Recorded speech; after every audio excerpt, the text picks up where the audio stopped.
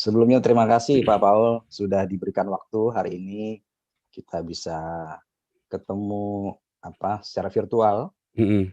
dan ada beberapa poin yang ingin saya tanyakan ke Pak Paul. Mudah-mudahan sehat-sehat hari ini. Haleluya.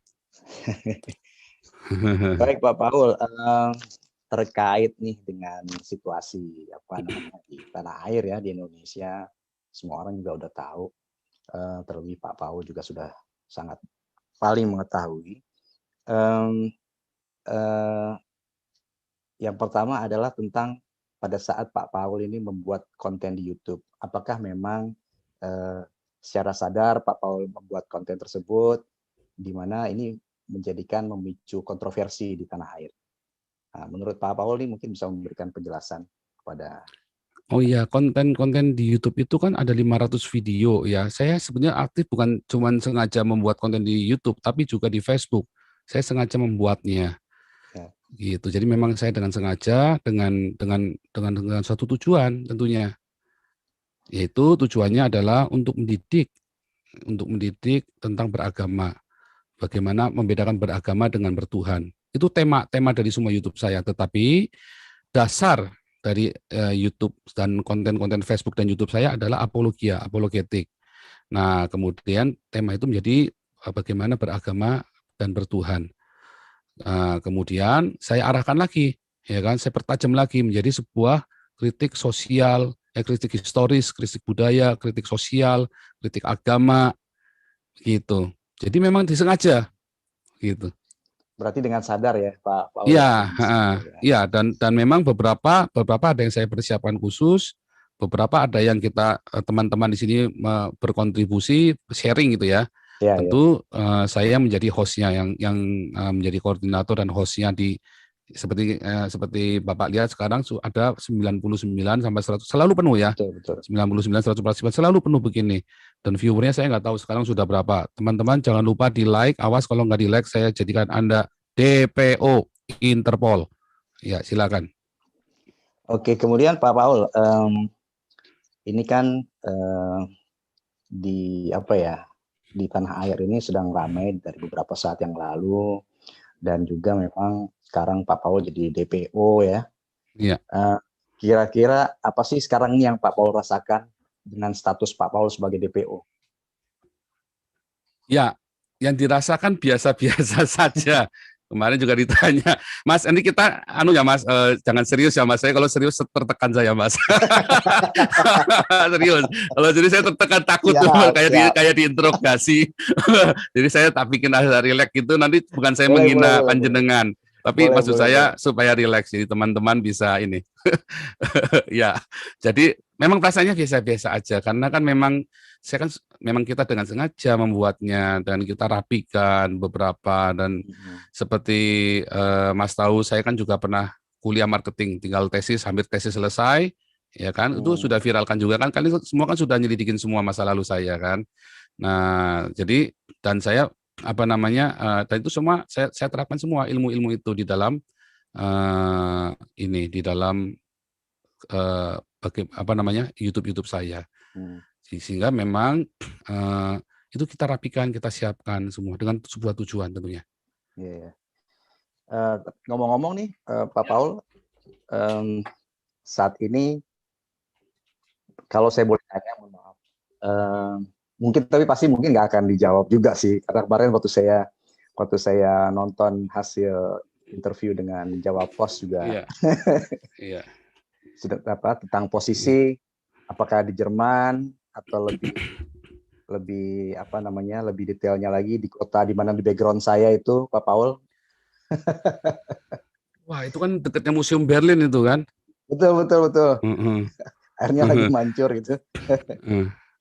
Itu salam buat ini ya, buat Angela Merkel. Itu kan kantornya di belakang situ, dekat-dekat situ toh. Angela Merkel itu. Betul. Gini Pak Paul, Pak Paul ke Jerman itu tahun 2018 kan ya, kalau saya melihat informasi, membaca. Kemudian ada yang mengatakan Pak Paul itu datang ke Jerman sebagai apa sih, Ausbildung ya, vokasi gitu. Mungkin bisa kita saling cerita lah. Sebetulnya itu nggak boleh cerita karena gini, kemarin tuh si siapa ya, Denny Siregar. Itu bodoh sekali Denny Siregar. Oh, Paul mau cari suaka. Oh, itu salah ya. Hati-hati kamu ngomong-ngomong begitu, Denny Siregar. Karena itu begini loh. Ini bukan ancaman. Maksudnya hati-hati, benar-benar hati-hati. Kalau Anda ulang-ulang itu terus, nanti akan terpikir dalam orang-orang Indonesia, ya. Oh, kalau gitu gua tak bikin ribut, lalu caw ke Eropa. Hati-hati loh. Itu jangan sampai di framing kayak gitu. Nanti orang-orang akan ikut. Karena sudah ada yang WhatsApp ke saya. Ya. Oh, Pak, tolong kasih tahu Pak, ininya Pak, tipsnya. Loh, saya kaget, kamu tahu dari mana? Iya, itu dikasih Denny Siregar itu kan. Nah, terus saya baru tahu tuh kalau Denny Siregar itu membahas saya, tapi saya ajak ketemu nggak mau. Katanya alasannya banyak. Ya intinya dia takut sama saya. Karena saya nabi kan, beliau kan bukan nabi. Nah, terus apa namanya? Siapa lagi kemarin yang ngomong ya? Paiman. Paiman. Kompas TV siapa itu? Paiman ya, waktu ngomong Pak Ugro Suseno. Aiman ya, Aiman. Oh, itu modus itu. Oh, hati-hati. Itu nanti akan ditiru beneran. Nanti bikin ulah di Indonesia, terus lalu kamu ke sini gara-gara kalian yang ngajarin. Nah, itu tuh hati-hati ngucapkan itu. Makanya saya nggak mau membahas itu, Pak, dari kemarin, Pak. Oh iya, nanti kalau diruwetin nanti gara-gara saya lagi. Padahal yang ngajarin siapa? Denny Siregar sama Pak Aiman. Loh, hati-hati ngajarin begitu ke orang. Jadi jangan tanya saya. Nanti kalau saya cerita, satu nanti di sini ada orang yang merasa privasinya diganggu. Kedua, juga saya melanggar kode etik teman-teman saya yang profesional ini. Yang ketiga, nanti akan terjadi wabah itu supaya bisa dapat perlindungan. Oh, hati-hati. Jadi jangan di stop pembicaraan ke situ, Pak. Saya tidak mau. Gitu. Baik. Pak, ini terkait dengan status kewarganegaraan Bapak. Kan saya sempat konfirmasi dengan KBRI ya di Jerman. Dan saya sempat juga memberitakan dari Jerman bahwa memang status kewarganegaraan Bapak ini sebetulnya masih WNI karena paspor WNI Bapak masih berlaku. Dan tapi memang belum ada pengembalian paspor dari pihak imigrasi Jerman, Ausländerbehörde, ya, dan juga belum ada konfirmasi surat dari pihak keimigrasian Jerman, sehingga memang ini belum bisa dipastikan juga bahwa Bapak kewarganegaraannya telah berpindah. Gitu. Sejauh ini Pak Paul mungkin bisa cerita ke saya. Ya, Eropa itu mengizinkan double kewarganegaraan, jadi tidak harus mengembalikan paspor, Pak. Nah, tapi saya secara lisan kan saya sudah bilang bolak-balik, saya sudah melepaskan kewarganegaraan saya, begitu Pak. Hanya kan kalau saya ke sana-sana, saya lagi dicari ke sana-sana, nanti ditangkap kan wilayah hukum. Saya masuk mobilnya duta besar aja kan nggak boleh, Pak, langsung ditangkap saya, Pak. Kalau masuk mobil duta besar itu berarti wilayah hukum Indonesia, toh. Iya. Makanya saya nggak boleh ke sana pokoknya. Oke. Berarti Bapak masih berada di wilayah Eropa ya Pak, Uni Eropa ya Pak ya? Iya, pokoknya di Eropa membolehkan double kewarganegaraan. Jadi tidak harus selalu mengembalikan paspor itu. Itu. Kalau Indonesia kan nggak boleh. Jadi teorinya Indonesia jangan terus diterapkan ke Eropa, nggak bisa dong. Oh, harus balikin paspor. Kalau di Indonesia memang setahu saya ini ya, warga negara Indonesia masih boleh anak yang lahir di Jerman kalau kita bicara Jerman sampai dengan usia 18 tahun masih boleh nanti setelah memilih. 23 tahun memilih. Ya, tapi kan tetap harus memilih. Betul. Kewarganegaraan baru otomatis membatalkan kewarganegaraan yang lama kalau di Indonesia toh. Betul. Nah itu, saya pakai hukum itu saja. Iya. Terus Pak, Bapak ini kan sering istilahnya khotbah ya Pak di YouTube di kanal ini. Kemudian Bapak juga sebagai pastor disebutnya. Bisa sharing informasi Kak, Pak? Apakah memang Bapak ada background agama sebelumnya, teologi, belajar di mana saat masih sekolah dulu? Ya, saya tahun 99 ditahbiskan menjadi hamba Tuhan di sebuah gereja, saya tidak akan sebutkan ya, dan mohon tidak disebutkan namanya di tempat publik karena saya sudah janji untuk tidak menyebutkannya. Kemudian saya sempat tinggalkan Tuhan dari 3 tahun ya, antara 2009, 2012 atau 2010, 2013. Cuman yang saya ingat 2013 itu saya berjumpa dengan Tuhan Yesus secara spiritual ya, dan kemudian saya sudah keluar dari sinode saya yang lama. Ya, saya mengundurkan diri waktu itu karena saya sombong, saya begitu arogan dan begitu pahitnya saya. Kekecewaan yang ya karena orang sombong kan mudah kecewa, Pak, ya kan. Jadi itu kesalahan saya intinya, kesalahan saya sendiri, kesombongan saya sehingga saya jatuh di dalam dosa dan saya banyak melakukan kejahatan, melakukan banyak sekali kerugian terhadap orang lain.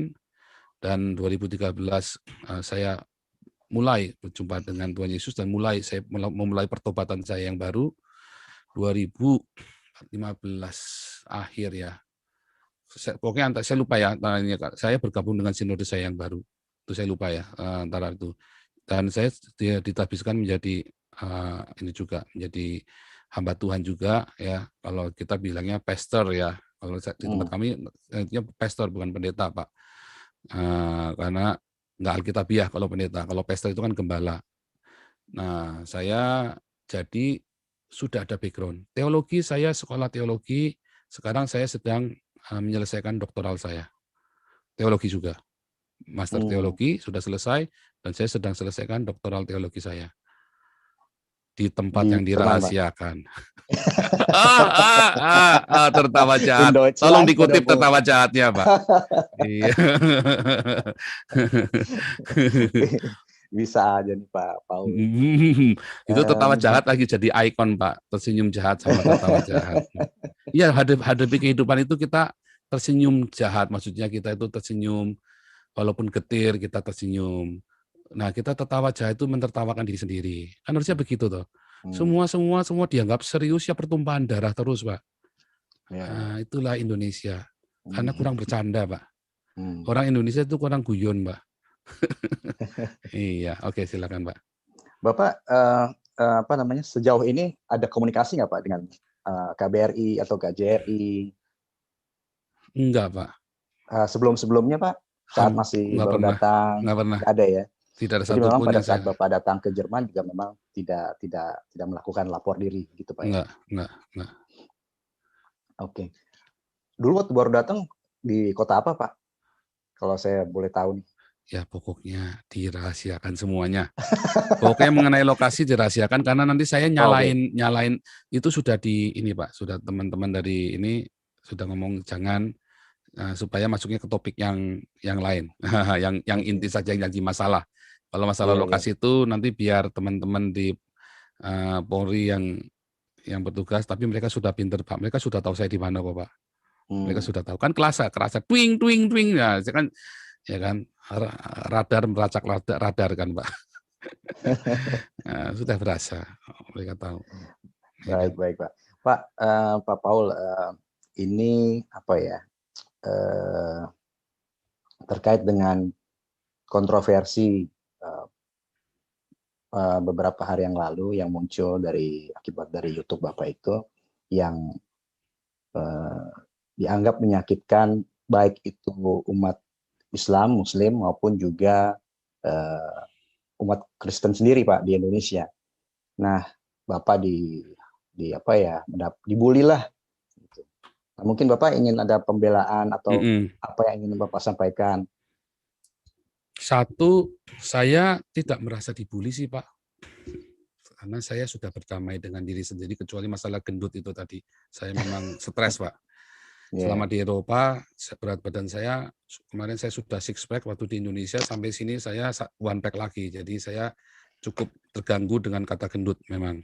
Makanya tadi saya kemarin sempat ngucap saking ininya kan, wah ini orang kok itu. Nah, tapi yang lain-lain saya sudah berdamai dengan diri sendiri sehingga saya tidak merasa dibully, biasa saja. Nah, kalau ada yang merasa disakiti, kalau orang Kristen merasa saya menyakiti mereka, saya sebagai hamba Tuhan, saya berkata kepada Anda, bertobatlah, berarti imanmu masih lemah. Tapi sama kepada orang-orang Muslim yang merasa saya sakiti, bertobatlah, berarti agamamu tinggi, ilmunya, tetapi pemahamanmu tentang Tuhan masih cacat sekali. Gitu, Pak. Berarti memang pada dasarnya agama itu baik tuh Pak ya. Hanya ada oknum-oknum ya Pak kalau bisa dibilang Agama begitu. itu tidak baik, Pak. Yang baik hanya Tuhan. Ya. Agama itu yang buat manusia dengan semua ritual, aturan-aturannya. Akhirnya yang satu bilang begini, satu bilang begitu. Akhirnya apa? Yang satu merasa benar, yang lain benar. Benar ketemu benar. Lalu nggak mungkin dong harus ada yang salah. Nggak mau, nggak bisa. Pokoknya bukan, jangan saya. Kalau ada salah pun jangan saya, kamu. Yang lain bilang sama Pak. Akhirnya gimana? Yuk kita kelahi aja yuk. Kan begitu kan.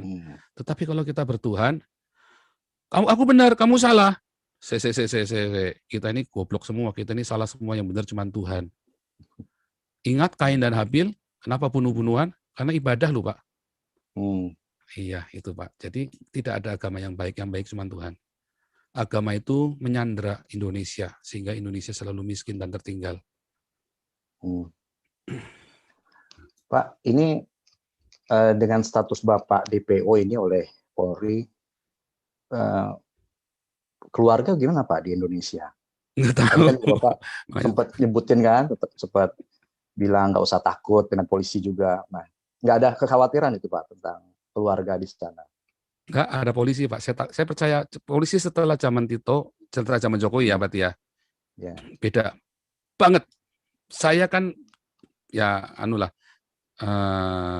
pokoknya beda banget. Saya kan juga ngamatin dari sini Pak. Beda banget. Ya ada oknum yang brengsek selalu di mana, di sini juga ada Pak yang brengsek Pak, sama saja. Cuman maksudnya jauh beda dibanding dengan sebelumnya. Jadi kalau ada polisi datang itu dulu kita takut, sekarang ya nggak terlalu takut. Cuman kan setelah kita tahu ada kasus ini, saya ngerti. Tadinya saya berpikir ini mau nyandra keluarga saya atau gimana, tapi tiba-tiba saya dapat wahyu, ting ting ting ting ting, wahyu gitu kan, ting ting ting ting ting. Oh enggak, justru mereka mau jaga keluarga kamu dari ormas-ormas yang kurang ajar ini, dari orang-orang beragama ini. Nah, jadi saya makanya saya bilang tenang, polisi datang itu cuman mau ngawasin kalian, begitu ada gerakan mereka akan langsung merapat ke tempat kalian. Gitu, tapi memang nggak ada komunikasi ya Pak dengan keluarga sama sekali ya Pak? Wah, saya udah tahun berapa itu Pak nggak komunikasi dengan keluarga saya Pak. Apalagi nggak ada. Aktivitas saya kan berbahaya Pak sejak 2016 terutama ya, mulai tensinya mulai naik kan. 2017 itu saya udah mulai putus kontak dengan banyak orang Pak. Udah saya satu-satu saya nggak kontakin lagi. Pokoknya kalau mau tahu saya lihat di Facebook, lihat di ini. Jadi ya sesekali ya pokoknya mereka bisa ngelihat lah aktivitas saya di Facebook sama di YouTube lah. Ya kalau terakhir ini kan di YouTube ya, terakhir dulu saya main YouTube ini baru Maret 2020 aktif juga aktif di YouTube baru Maret 2020. Follower udah banyak tapi Pak ya? Ya kan digembosin sama Menkominfo Pak. Wah itu saya ini lagi mau keluarin surat sakti nih supaya bisa nyala lagi YouTube saya ini Pak. Cukup mengganggu memang. Di blok ya Pak ya, kena blok ya. Kelihatannya Pak, pokoknya saya nggak bisa nge-YouTube aja sekarang ini kondisinya. Oke. Iya, jadi saya lagi ini antara kekuatan dari kegelapan dengan kekuatan dari terang ini sedang enggak lah, bukan ya. Maksudnya ini saya lagi serius, saya benar-benar lagi cukup pusing karena semua ada di sana, semua ini saya kan. Dan yang paling diuntungkan adalah para alap-alap. Mereka enak Pak, subscribernya naik semua Pak. Begitu sebut nama Joseph Paul Zhang, Nabi ke-26, langsung yang viewernya biasanya cuma 800, langsung jadi 30.000, 100.000 Pak. Subscribernya naik terus Pak. Nah, saya digembosi sama Menkominfo Pak. Aduh, nggak kasihan Menkominfo ini, memang tega tenan. Pak ini kalau setiap hari Bapak online kemudian live, istirahatnya kapan tuh Pak? Nggak ada gangguan kurang tidur kah atau apakah gitu Pak? Ya kalau malam, saya kan ada doa fajar jam 5 pagi Jakarta, berarti di sini kan jam 12 malam, ya bisik-bisik tuh Pak, doanya bisik-bisik. Maksudnya nggak keras-keras begini, nggak langsung wah nggak begitu maksudnya. Kita, saya kan juga ada ngajar juga via Zoom tapi nggak live ya, ada yang ngajar. Ada berapa kelas tuh? Saya ada 15 kelas. Sekarang ini mau nambah lagi 2 kelas Ibrani sama kelas evangelis yang baru ya. Jadi ada 17 kelas nanti kita nambah. Oh enggak, 16 ya, karena yang itu naik kelas kan, maksudnya pindah kelas kan. Jadi 16 kelas, jadi awal Juni ini, awal Mei sama Juni. Itu enggak live di YouTube, tapi yang live di YouTube itu ya yang gini nih, kita nge-live ini nanti sampai malam Pak, sampai jam 1 pagi biasanya Pak. Iya, makanya nggak ada gangguan tidur itu Pak. Kalau saya perhatikan, saya lihat beberapa hari ini online terus, nggak berhenti-berhenti gitu Pak. Kan tidur jam, misalnya di sini selesai kita jam 2, saya tidur. Nanti jam 8, jam 9 saya bangun. Terus saya mulai ke kantor, ke yayasan tempat saya mengajar juga kan. Terus pulang saya mulai nge-Zoom gitu. Itu rutinitasnya kita begitu aja. Terkait Bapak waktu ke Jerman saat itu Pak, kesan yang Bapak dapat dari Jerman itu apa Pak? Kalau Bapak bisa ceritakan. Kalau saya kan memang ya di ibu kota ini seperti ini. Mungkin bukan Jerman, tapi seluruh Uni Eropa ya Pak. Seluruh Uni Eropa itu kesan saya itu adalah apa? Di sini seperti paradise Pak, seperti surga. Saya belum mati aja udah berasa surga di sini Pak. Poinnya di mana Pak? Ya di sini kita orang-orang kita ada kebebasan beragama. Ya, saya melihat tidak ada orang-orang minoritas yang dipersekusi atau dianggap minoritas. Orang-orang Ahmadiyah, orang-orang Syiah, masjidnya gede-gede. Orang Reform, orang Saksi Yehova, baik-baik saja hubungannya. Ya kadang-kadang berdebat, ya kan. Tetapi setelah itu ya baik-baik saja semuanya ya. Nah, terus di sini saya melihat orang-orang diperlakukan dengan manusiawi sekali. Ya bahkan saya ada beberapa teman saya itu yang hidupnya susah, yang bangkrut, yang ada yang Down syndrome, semua ya istilahnya diperlakukan dengan manusiawi. Gembel pun hampir nggak ada kecuali imigran ilegal atau yang jangkis, yang pecandu yang lari dari rehabilitasi. Ya itu kan strategi jadi menggembelkan diri sendiri itu namanya kan. Terus kalau bilang saya di sini tidak pernah takut, ya saya tidak takut dengan teman-teman dari Turki, dari Maroko, ya karena mereka secara umum ya ada yang gila ya ada Pak yang gila, tapi secara umum mereka tahu undang-undang di sini. Sehingga kita kalau misalnya kayak anak-anak saya kan temennya banyak orang Iran sama orang Irak kan anak-anak saya itu kan yang di gerejanya dia kan memang gereja campur-campur soalnya kan. Tetapi teman-teman Irak ini kan teman-temannya Muslim. Nah, ketika dia bergaul gitu nggak berasa kayak apa begitu loh Pak. Artinya di sini memang benar-benar ada rasa persatuan, menghargai semua ya, saling menghargai itu di sini benar-benar ada ini Pak. Ketika lagi puasa segala, mereka sering main ke rumah kami ya, ke rumah anak saya kan. Mereka sering main gitu, terus kami kan makan babi. Ya terus mereka juga ini Pak, kita bilang kamu Muslim, ya udah kita nggak makan babi, kita kasih makanan yang lain. Terus saya pernah pelayanan saya kan ke camp itu kan, saya kan banyak baptis imigran dari Timur Tengah, ya kan. Ada saya dengan beberapa teman, kita udah baptis ratusan Pak orang-orang imigran Muslim ini Pak.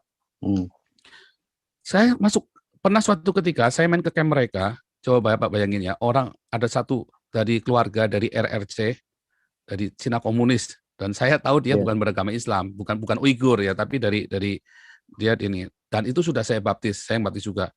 Terus dia satu camp dengan orang Irak, Pak. Orang Syria. Orang Syria yang beragama Muslim. Maka mereka share lemari es, Pak. Yang satu makan babi, yang satu enggak. Dan mereka bisa rukun, Pak. Pertamanya, rese, Pak. Tapi terus di sini tiba-tiba mereka, loh, tadi katanya ribut. Kemarin kan dulu saya pernah cerita, ribut terus. Tapi loh, sekarang mereka rukun, bisa baik-baik. Apa rahasianya? Ya nggak tahu. Tiba-tiba kita jadi baik saja sekarang berteman. Loh, hebat sekali saya bilang. Itulah persatu. Jadi terus di sini kalau apa-apa kita bebas menyatakan pendapat. Kalau di Indonesia saya baru teriak dikit, ya kan teman-teman tuh semua dari orang-orang mayoritas begitu teriak-teriak nggak karu-karuan, ya kita cuma mingkem diem aja. Saya baru teriak dikit udah langsung biadab, ke barat, tangkap, bunuh. penjarakan. Wah, semua 190 negara pun sampai heboh Pak gara-gara saya. Padahal saya cuma ngomong apa sih kemarin ya kan? Ya kan? Tapi 190 negara heboh semua gara-gara saya. Kan lucu kan? Nah, sementara Yaya Waloni, Irena Handono, Moko Kintani, Christian, Stephen Indra, Bangun Samudra, ya kan? Ustadz Kaimana dan yang lain, terus ya Mualaf Center itu ya, grupnya Mualaf Center. Wah, ngomongnya mas setengah mati gila-gilaan. Habib Rizik. Pemerintah tenang-tenang aja, anyam-anyam aja, gitu kan. Nah, terus di sini Pak, orang-orang saya ngelihat ada keadilan sosial yang begitu hebat Pak. Di sini pokoknya Pancasila banget Pak. Saya bilang kalau mau cari Pancasila datanglah ke Eropa. Karena di Indonesia sudah tidak ada Pancasila lagi. Gitu Pak ya. Iya. Pak, terkait dengan kalau ini kan di Indonesia memang masih ada gap-gap ya. Gap, ada minoritas, ada mayoritas, kemudian ada ya boleh dibilang masih ada sedikit orang-orang yang saya nggak tahu persis sedikitkah atau banyak yang masih nyebut ya Cina lah, mohon maaf ya Pak ya. Kemudian ada juga orang menyebut Arab lah gitu kan. Sementara kan memang ini menurut pandangan saya, mungkin juga saya salah, bahwa kan di Indonesia memang kita beragam ya, seharusnya memang jadi satu kesatuan yang beragam itu, ya kan Pak. Nah, Bapak sebagai pastor ya, mungkin punya pandangan yang tadi Bapak bilang tidak ada Pancasila di Indonesia, padahal justru dengan Pancasila itu bisa mempersatukan seluruh elemen bangsa Indonesia yang ada. Tapi kenyataannya menurut Bapak tidak seperti itu. Maksud Bapak sekarang ini Indonesia ini sudah bersatu begitu? Indonesia bersatu ya, tapi secara prakteknya, secara kenyataan itu masih ada gontok-gontokan lah. Nah, gini. Jadi bukan masih ada, Pak. Indonesia itu juga bukan bersatu. Indonesia itu dipaksa jadi satu. Kalau bersatu kan dengan sukarela atau kata bersatu aktif ya kan. Tapi dipaksa untuk bersatu. Kenapa? Oleh mayoritas. Selama kamu baik-baik, diam-diam, saya tutup gerejamu, kamu diam. Saya bakar gerejamu, kamu diam. Saya bom gerejamu, saya diam. Saya tangkepin pendeta-pendetamu. Saya tangkepin orang-orang yang kritik Kristen, yang menghujat Kristen, kamu diam. Ya, kita bersatu. Begitu ada Nabi ke-26, ke barat biadab, 190 negara kerahkan. Kan begitu, Pak. Apakah itu bersatu? Sebenarnya ada nggak yang seperti saya? Bapak coba lihat semua YouTube saya yang lain yang terakhir-terakhir. Mereka semua bersorak-sorai, Pak. Akhirnya ada yang teriak. Udah gue tunggu lama-lama seumur hidup kagak ada yang teriak. Akhirnya ada yang teriak juga. Ya kan? Ya pun saya disalib juga kan. Entah nasib saya nanti bulan depan kayak apa kan saya juga nggak tahu kan. Yang penting saya sudah teriak, Pak. Coba saya teriaknya di Indonesia. Baru nulis kayak Apolinaris Darmawan. Udah masuk penjara. Baru nulis tuh, Pak. Baru nulis tuh. Apalagi teriaknya kayak saya. Toanya udah ngelebihin toanya masjid se-Indonesia. Ya kan? Kerasnya kan. Wah. Tapi kalau saya di Eropa, saya tadi cek bolak-balik nggak ada Intel di depan, Pak. Aman-aman aja. Nggak ada FUI di depan. Saya sekarang masih ngesup sama Bapak lagi, ya kan. Masih enak-enakan begini, kita rukun-rukun aja. Bapak sama saya di sini bisa rukun ya, Pak. Kalau di Indonesia belum tentu bisa rukun loh, Pak. Di sini kita bisa rukun, heran saya. Saya dengan siapa saja di sini bisa rukun semua, Pak. Heran, Pak. Ya. Karena nggak tahu kenapa, karena ada kebebasan berpikir, kebebasan berbicara. Yang tidak boleh di sini adalah membunuh dan mengancam orang seperti kemarin yang di TV One Pak Nasrullah apa siapa. Kalau si Pak itu Nabi ke-26 ada di sini, gua cungkil itu matanya. Ah, di sini nggak boleh tuh Pak ngomong begitu tuh Pak. Ya kan, terus ada yang bilang si siapa itu novel, siapa itu yang FPI itu yang 212. Paul itu kalau di dalam Islam harus dibunuh. Nah, di sini nggak boleh tuh Pak. Itu hate speech di sini tuh. Kalau saya hate speech nggak? Enggak. Lalu kalau ditanya hate speech-nya saya di mana? Nggak ada. Yang membuat hate speech, oh tapi sekarang terjadi kebencian. Loh, yang menimbulkan kebencian bukan saya, tapi Metro TV, TV One, sama Kompas TV yang mempublikasikan siaran saya tanpa izin dan ngutip-ngutip tanpa izin dan cuma sepotong pula. Coba kalau Bapak lihat punya Jawa Pos, lihat komentarnya di bawahnya. Wih, indah sekali, Pak. Semua komentar di Jawa Pos videonya itu indah semua, Pak. Karena dia tampilkan dengan lengkap. Itulah yang saya sampaikan. Kalau yang ditampilkan oleh Metro TV, Kompas TV, dan lain-lain, Metro TV, Kompas TV, Berita Satu lagi Tribun, YouTube itu ya, YouTube-nya Tribun. Itu hate speech, Pak. Jadi siapa yang membuat hate speech? Wartawan, Pak. Bukan saya. Jawa Pos, Bapak lihat bawahnya. Wih, indah semua Pak komentarnya, Pak. 1-2 ada yang kurang ajar memang. Tapi yang lain semua, akhirnya ada yang berani bersuara. Akhirnya komentarnya bagus-bagus. Bapak coba lihat komentar-komentar dari kemarin di sini. Cuma satu aja yang ketakutan tahun 98 terjadi. Yang lain semua, Pak, kita butuh orang-orang seperti Bapak lebih banyak lagi. Oh, ayo, bagaimana? Apa itu hate speech? Bukan, Pak. Tetapi wartawan yang membuat jadi hate speech. Jadi kalau nanti Indonesia terjadi kerusuhan, itu bukan karena Nabi ke-26, tetapi karena wartawan. Kalau sampai ada kerusuhan gara-gara omongan saya kemarin. Karena kalau wartawan tidak memviralkan, atau wartawan mengutipnya seperti Jawa Pos, saya jamin, ketokan kepala saya, Pak, nggak akan ada kerusuhan. Justru akan bersatu, Pak. Wah, sadar, wah ternyata selama ini minoritas tidak pernah dikasih suara. Baru ada yang ngasih suara nih, sekarang nih si Nabi ke-26. Kan begitu, Pak. Ya, makanya Pak, kemarin kita email-emailan. Iya. Saya pengen langsung nih melalui Zoom dengan Bapak. Tapi ya seperti yang sudah saya sampaikan di email sebelumnya, ya, saya koordinasi dengan redaksi. Sayangnya belum bisa disiarkan secara live. Tapi artinya ini semua apa yang kita bicarakan hari ini akan saya sampaikan semua ke redaksi dan saya rekam di sini. Itu sesuai dengan izin yang sudah Bapak sampaikan ke saya per email, Pak. Pak Paul, ini terkait ancaman-ancaman. Saya kan juga baca di YouTube-nya Bapak ada ancaman-ancaman. Sejauh mana sih Pak ancaman itu menurut mengganggu pikiran Bapak, nggak mengganggu keluarga misalnya? Tentunya ini mungkin saya salah, mohon maaf. Pasti kan ada rasa khawatir atau apa. Dan kemudian apakah memang pihak keamanan Jerman juga merespon hal ini untuk melindungi Bapak? Kalau saya, apa yang saya bicarakan di sini, apa yang saya katakan dilindungi oleh Undang-Undang Uni Eropa, bahkan International Human Rights, Pak. Jadi saya sendiri aman dan keluarga saya kan ada Polri, Pak. Keluarga saya juga aman, Pak. Kan saya sudah bilang setelah zaman Pak Tito, Pak Jokowi ini dan jauh banget. Oh ya, saya mau klarifikasi dulu Pak sebelum Bapak tanya nih. Saya mau klarifikasi ya Pak.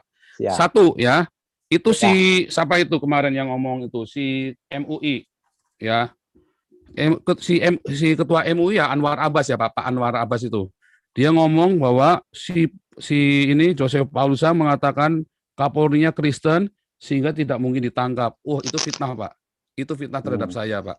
Karena saya tidak pernah ngomong seperti itu. Di video saya hari Minggu kemarin yang judulnya Siapakah Aku? Ya, judul hari Minggu kemarin. Minggu kemarin judulnya Siapakah Aku? Saya tidak pernah sekalipun ngomong seperti itu. Ya, yang saya bilang adalah wah, ini Kapolrinya soalnya Kristen. Dan di video-video di hari-hari selanjutnya saya bilang, ini Kristen justru mengerikan saya. Itu yang membuat saya takut. Karena kalau Bapak lihat ya, orang-orang Kristen yang berdedikasi itu mengerikan loh Pak. Dia tidak pandang sesama Kristen begitu, wah sama-sama Kristen, kamu dianggap melanggar hukum. Oh dikejar benar Pak. Tekadnya malah berdobel-dobel Pak. Itu yang membuat saya ngeri. Saya tidak tahu seberapa cerobohnya saya. Ya toh? Sekarang saya masih bisa nge-zoom begini. Tapi kan saya nggak tahu seberapa cerobohnya saya dan seberapa cerdiknya tim ini Pak. Mereka sudah tahu kok saya ada di mana kok sekarang ini. Sekarang ini apalagi sudah tahulah itu mereka sekolahnya juga tinggi Pak. Ya kan? Juga mereka pengalamannya juga dan mereka rame-rame begitu. Nggak mungkin lah nggak tahu saya di mana. Mereka hanya mencari bukti dan kepastian supaya tidak melanggar hukum Uni Eropa. Yang sekarang mereka butuhkan adalah pelindungan hukum, mereka bertindak di sini. Dan itu makanya saya tidak boleh ngomong salah Pak di sini Pak. Itu. Terus kedua saya mau komplain. Katanya saya menantang Polri. Oh saya tidak pernah menantang Polri. Saya menantang umat Islam yang bisa melaporkan saya. Kenapa? Saya sudah diancam bolak-balik Pak. Dari 2015, 2016, 2017, saya diancam bolak-balik orang mau dibunuh sama orang Islam Pak. Mereka ngomong lebih kejam dari saya. Saya cuma ngatain sedikit saja, bunuh halal. Saya print semua, Pak. Itu perkataan-perkataan saya print semua, diancam. Bahkan Haikal Hasan sudah nyampe ke rumah saya 2018. Kan dia ngaku sendiri kan. Dulu saya ngomong di sini, teman-teman nggak ada yang percaya. Sekarang Anda lihat sendiri, Haikal Hasan yang ngakuin kan, 2018 sudah nyampe rumah saya. Nah, akhirnya saya bilang, kenapa nggak ada yang laporin ke polisi? Ya karena saya sudah di sini, nggak bisa dilaporin kan. Makanya saya bilang, loh tiba-tiba bisa ada yang laporin PSI. Oh iya, karena dia punya akses. Kalau enggak, perkataan saya bukan hate speech. Kecuali wartawan membuatnya jadi hate speech. Jadilah saya penistaan agama. Tapi aslinya kan bukan. Aslinya saya adalah apologia dan suara kritik kenabian. Boleh nggak? Boleh. Karena saya tidak pernah membenci orang Islam. Saya selalu menghimbau, kasih makan orang Islam. Kasih makan mereka. Kalau gereja tidak kasih makan mereka, nanti mereka dikasih makan sama Habib Rizik. Mereka bikin ulah. Dihasut, Pak. Orang yang lapar akan mudah dihasut. Perut yang kenyang tidak mudah dihasut. Saya suruh teman-teman, ayo kasih makan. Saya di sini. Tinggalkan gereja yang pakai jam Rolex, tinggalkan gereja yang pakai mobil Alphard, yang pendetanya kaya-kaya, yang pendetanya hedonisme.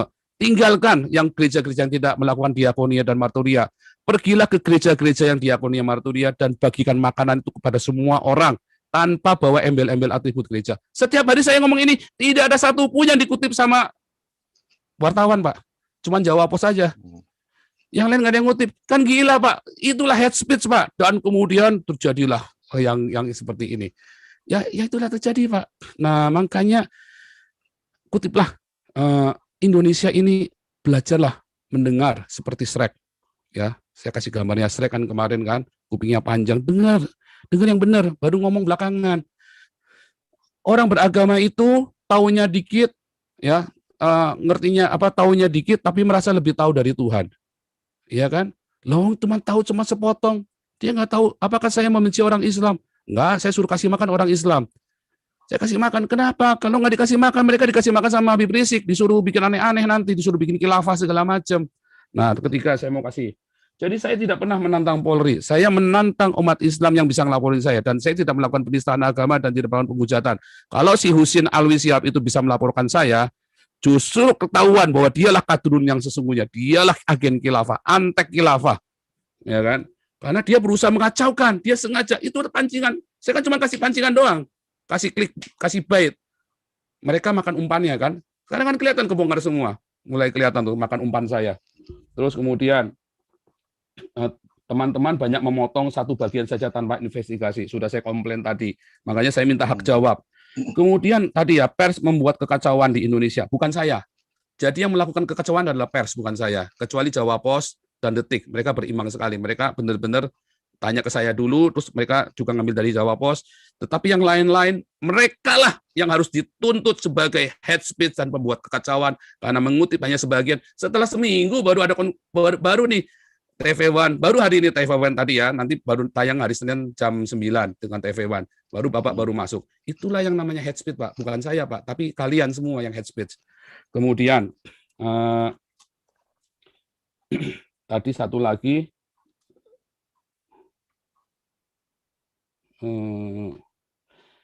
jangan sekali-kali cerita masalah suaka-suaka di tempat umum, Pak.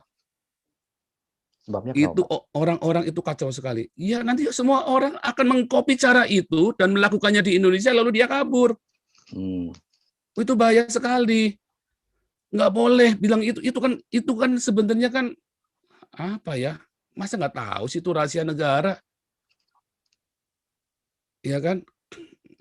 Itu saya kok rada kurang pas ya sama teman-teman itu ngomong seperti itu di muka publik begitu. Nah, itu hati-hati. Itu jadi bumerang buat kalian semua loh. Sudah mulai ada yang WhatsApp ke saya loh, itu masuk ke saya. Diajarin tips-tipsnya, wah segala macam.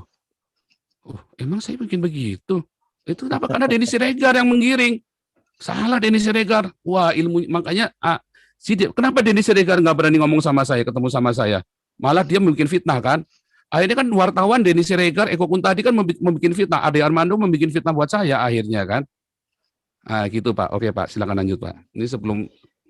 Ya Pak, saya nggak mau ganggu lagi lama karena sudah 1 jam, Bapak takutnya ingin terus. Tenang Pak, kita sampai jam 1 Pak. Lain. Sementara YouTube makin panas, sekarang live view-nya sudah 7.000 Pak. Wih, banyak sekali. Iya, saya kalau live selalu banyak Pak. Iya. Ya mungkin ini penutup, kalau Bapak ingin menyampaikan sesuatu hal, kita berusaha berimbang, ya, sesuai dengan apa yang saya sampaikan juga di email. Silahkan Bapak menyampaikan apa terkait dengan hal-hal yang kemarin sempat viral, terutama tentang tuduhan-tuduhan terhadap Bapak.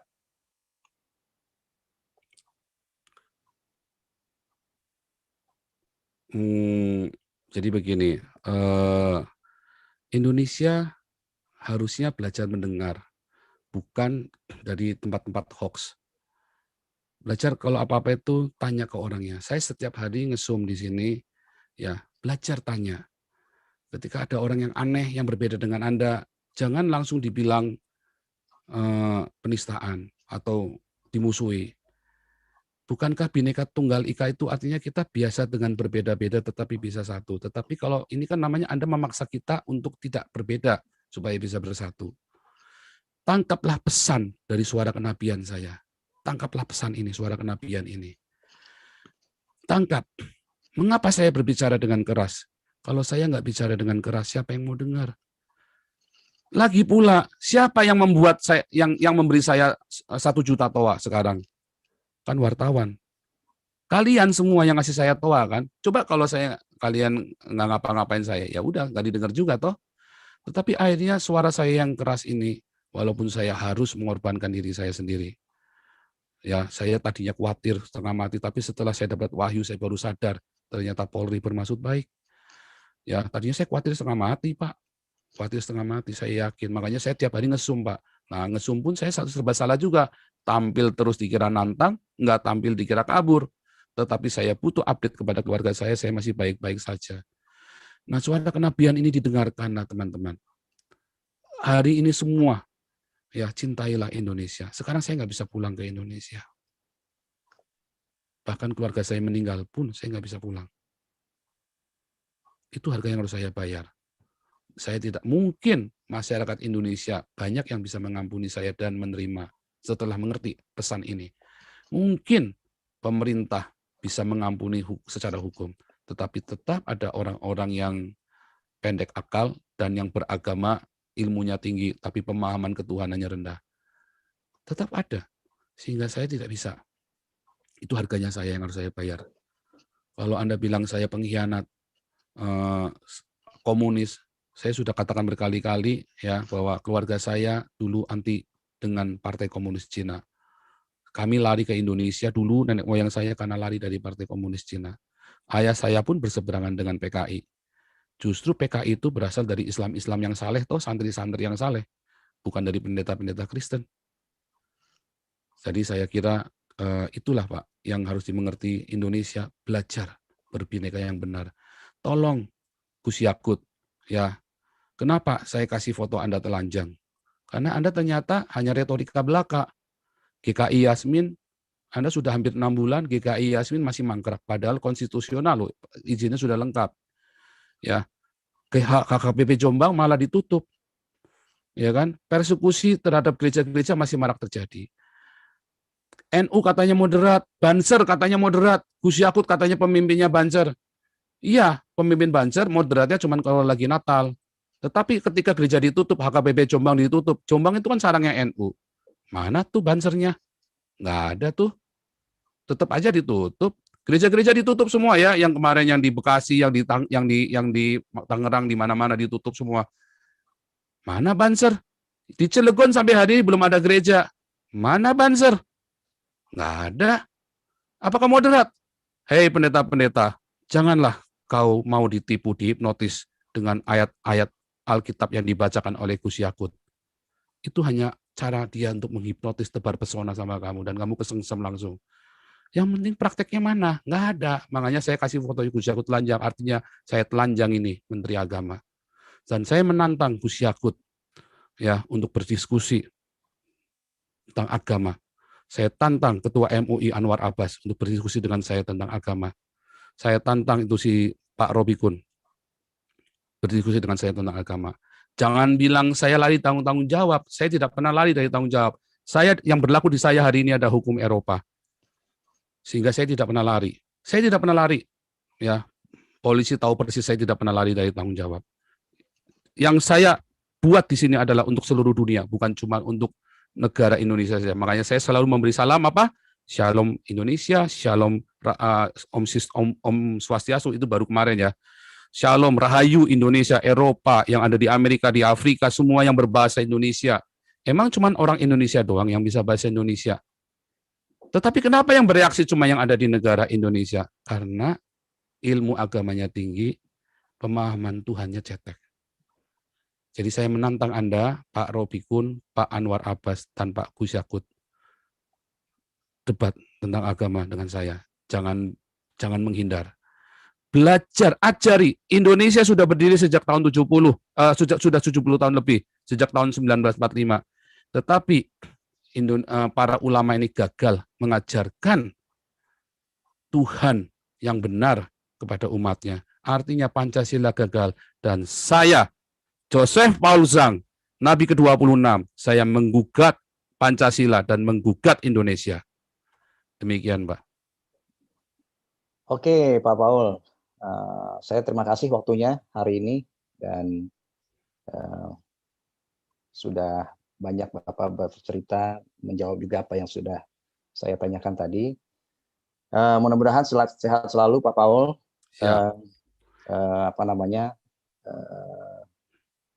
Keluarga juga sehat dan bisa tidur dengan pulas, Pak.